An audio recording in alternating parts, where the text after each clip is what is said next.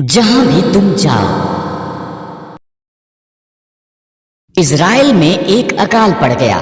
Elimelech, Naomi और उनके पुत्र भोजन की खोज में मोआब को गए। एलीमेलेक मर गया। पुत्रों ने मोआबी स्त्रियों ओरपा और रूत से विवाह कर लिया। तब पुत्र भी मर गए।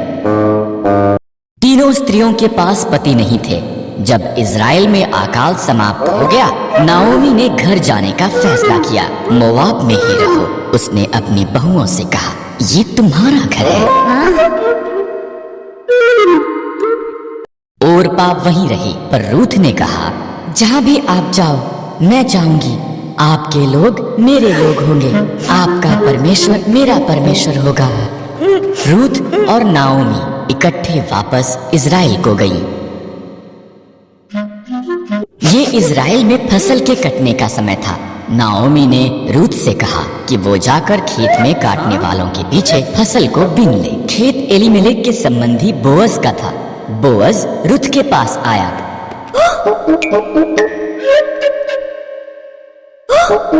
तुम नाओमी के साथ बहुत अच्छी रही हो, बोअज ने कहा। घर छोड़ना मुश्किल रहा होगा, परमेश्वर तुम्हें आशीष दे। उसने रूथ को भोजन दिया और अपने जवानों को उसकी देखरेख करने को कहा। रूथ ने नाओमी को बताया कि क्या हुआ था। नाओमी मुस्कुराई। जब कोई मरता है, उसका निकट संबंधी उसके परिवार की देखभाल करता है।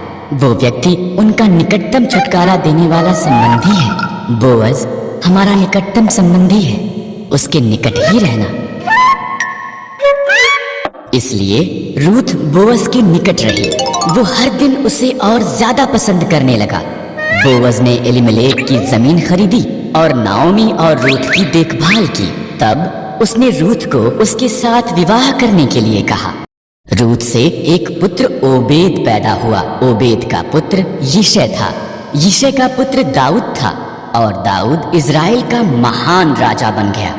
इसलिए परमेश्वर ने रूथ को आशीष दी, ठीक जैसा कि बोअज ने प्रार्थना की थी।